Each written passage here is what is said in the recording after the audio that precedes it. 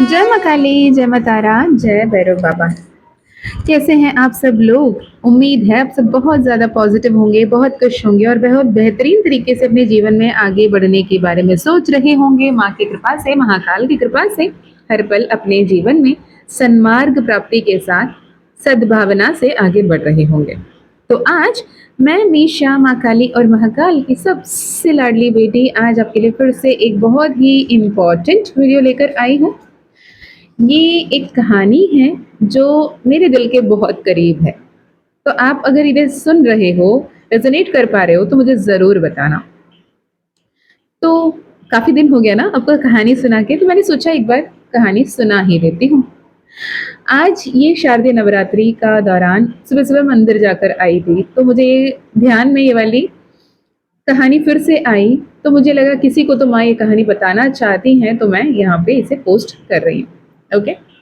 तो द कहानी गोes लाइक एक बार एक दानव, एक राक्षस बहुत ही कठोर तपस्या कर रहा होता है, माँ काली का साधना कर रहा होता है। ठीक है, माँ काली को साधने के लिए, माँ काली को पुकारने के लिए, उनका वरदान पाने के लिए, उनका एक झलक पाने के लिए वो बहुत ही कठोर तपस्या कर रहा होता है। निस्वार्थ भाव से, निस्वार्थ तो नहीं, स्वार्थ भाव से निर्जला व्रत कर रहा होता है, बहुत कठोर तपस्या कर रहा होता है। और यकीन मानिए, आप दानव हो, आप देवत्व हो, आप अच्छे हो, आप बुरे हो, आप जो भी हो, आप उस परम शक्ति के बच्चे हो। तो जब भी आप पुकारोगे वो आएंगे। लेकिन आपने अक्सर देखा होगा, जब भी दानव, राक्षस तपस्या करते हैं तो जल्दी से ईश्वर आते नहीं। उन्हें कठोर तपस्या करना होता, सालों साल, सदियों सदियों उनको तपस्या करना होता, पूजा करना होता, पाठ करना होता, आवाहन करना होता, यज्ञ करना होता, तो जाके वो प्रकट होते हैं मजबूरन।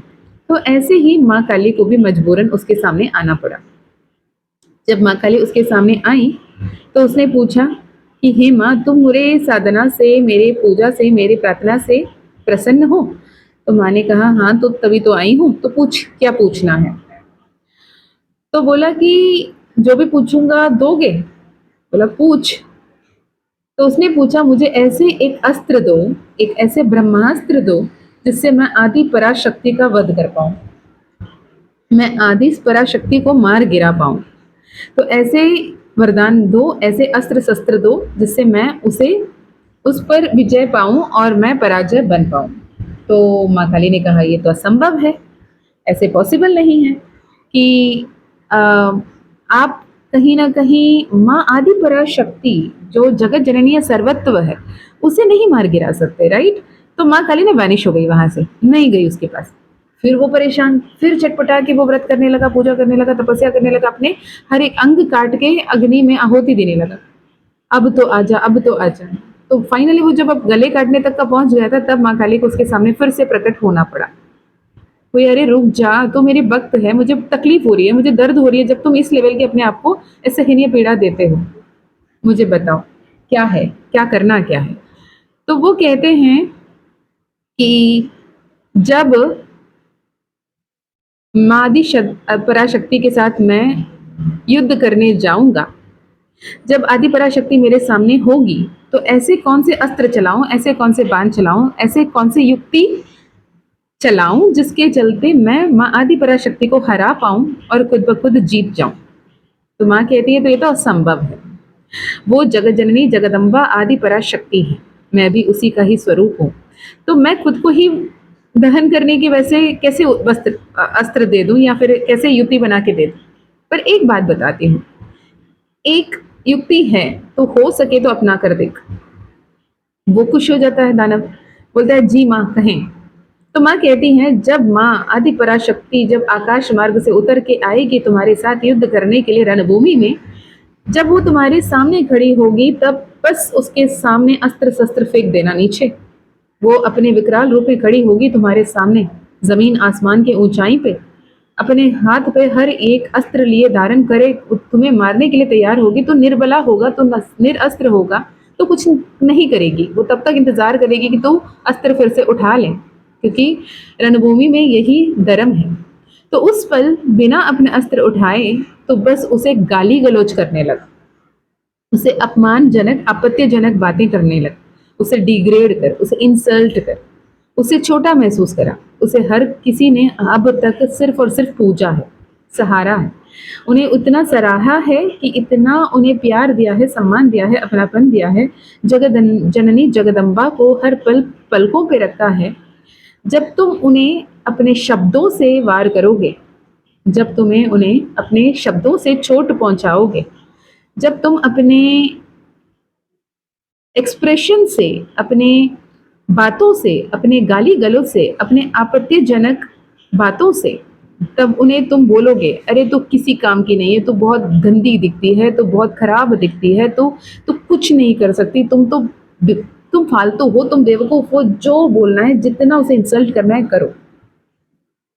तो वो अपने आप को शक्तिहीन महसूस करेगी, वो अपने आप को बहुत छोटा महसूस करेगी, क्योंकि उसे हमेशा ब्रह्मांड रूप में अपने आप को देखकर आदत है। उसे आज तक किसी ने अपमान नहीं किया, आज तक किसी ने उसे दुत्कारा नहीं, उससे किसी ने चोट नहीं पहुंचाया, तो उसे दिल पे वार कर शब्दों से चोट पहुंचा, तो ऑटोमेटिकली जब अपने आप को छोटा महसूस करेगी, शर्मिंदगी महसूस करेगी, बहुत ज़्यादा क्लूलेस महसूस करेगी, तब वो अपने अस्त्र शस्त्र छोड़ेगी और तू वार करके हो सके तो जीत जाना।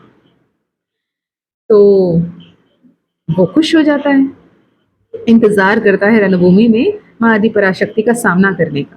जब माँ आदि पराशक्ति जब उसके साथ आती हैं, सामने आकर खड़ी होती हैं, हर अस्त्र शस्त्र लेकर, 16 भुजाओं वाली विकराल रूप लेकर खड़ी होती हैं, तब ये अपने शस्त्र शस्त्र सब छोड़ छाड़ कर, अपने आप को निरायुध वाणी बनाकर, अपने वाणी से वार चलाता है। कहता है तो किसी काम की नहीं है, तुझे तो फालतू में लोग बड़े बड़े शक्ति मान रहे हैं, तुझ में ना शक्ति है, ना सौंदर्य है, ना सम्मान है, ना कोई कुछ भी, तुम में क्या ही है, तुम किसी काम के नहीं हो, तुम वेले हो, तुम फालतू हो, तुम ये हो, तुम वो हो, तुम्हें तो मैंने बहुत बड़ा समझकर तुझसे लड़ने के लिए आ गया, तो कुछ है ही नहीं मेरे सामने तुझसे लड़ने के लायक, मैं तुमसे लड़ने आया हूँ। अरे छी छी छी, माँ ना संकोच में आ जाती है, अरे यार हो क्या रहा है मेरे सामने, मैं ये सारे शब्द पहली बार सुन रही हूँ, ऐसे कभी मेरे साथ हुआ ही नहीं, किसी ने आज तक मुझे ये सब कहा ही नहीं, ये क्या हो क्या रहा है।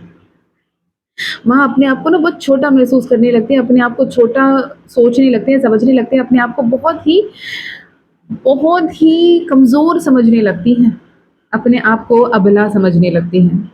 जब अपने आप को अबला समझ रही होती हैं, वार करने ही वाला होता है वो दानव, तब महादेव आ जाते हैं, कहते हैं हे उमा शक्ति, क्या सोच रही हो, क्या सोच रही हो, ऐसे चलते फिरते किसी की बातों में तूने अपने आप पे डाउट कर लिया, सेल्फ डाउट ऐसे होता है। तू उमा हो, तू शक्ति हो, मेरी अर्ध शक्ति हो, तुम्हारे बिना तो मैं भी शव हूँ।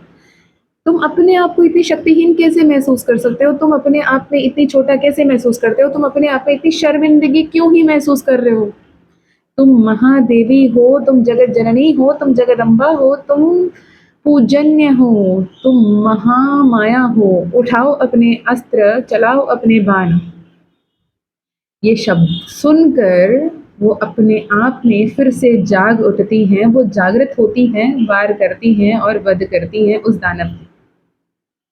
तो इससे सीख ये है कि जब कोई भी कितना कुछ भी बोले आपको लेकर, कोई भी कुछ भी कहे आपके लिए, कोई भी जो भी जितना भी छोटा महसूस कराना चाहें आपको, लेकिन जब तक आप उस बात को अपने दिल पे नहीं लगा देते, आप उस बात को लेकर अपने आप को दर्द नहीं पहुंचाते, आप उस बात को सही मानकर अपने आप को असहनीय पीड़ा नहीं देते, अपने आप को शर्मिंदगी पे नहीं रखते, तो कोई नहीं हरा सकता। अपने अंदर की सेल्फ वॉइस, आधा अर्ध शक्ति जो शिव अपने अंदर वो सेल्फ टॉक वापस लेकर आते हैं, बोलते हैं तू पावरफुल हो, तुम फियर्स हो, तुम अबंडेंट हो, तुम हैप्पी हो, तुम प्रोटेक्टेड हो, तुम डिवाइन हो, तब वो अपने पावर को क्लेम बैक करती हैं और फिर प्रहार करती हैं। तो एक बात का ध्यान रखना, सबसे बड़ा एनिमी सेल्फ डाउट है। कोई भी कुछ भी कमेंट करके जाए, फर्क नहीं पड़ता, पर आप उस कमेंट को अपना मानते हो, शर्मिंदगी महसूस करते हो, तो बहुत ही शक्तिहीन महसूस करते हो, जिसके चलते बहुत सारे डाउनफॉल्स को देखते हो। उम्मीद है ये कथा आपको बहुत ही इंसाइटफुल मैसेज दिया होगा कि कौन क्या कह रहा है, it's none of your concern. पर आप क्या सोच रहे हो अपने बारे में, आप क्या कह रहे हो अपने बारे में, ये मैटर करता है। आपको लगता है ना पूरी दुनिया सिर्फ और सिर्फ आपको दिखती है, पूरी दुनिया भर के लोग इंतजार कर रहे हैं कि आप क्या करोगे क्या नहीं करोगे, आप करोगे तो क्या होगा, उसके बारे में कैसे बातें करें, कैसे आपको नीचा दिखाएं। नहीं, सच तो ये है कि हर कोई अपने जीवन में यही सोच रहा है कि पूरी दुनिया सिर्फ उसे देख रही है। पर सच कहें, हर कोई अपने ही दुनिया में उलझा हुआ। आप जैसे अपने आप में सोच रहे हो कि पूरी दुनिया मुझे देख रही है, तो वो इंसान भी वही सोच रहा हो कि पूरी दुनिया उसे ही देख रही है।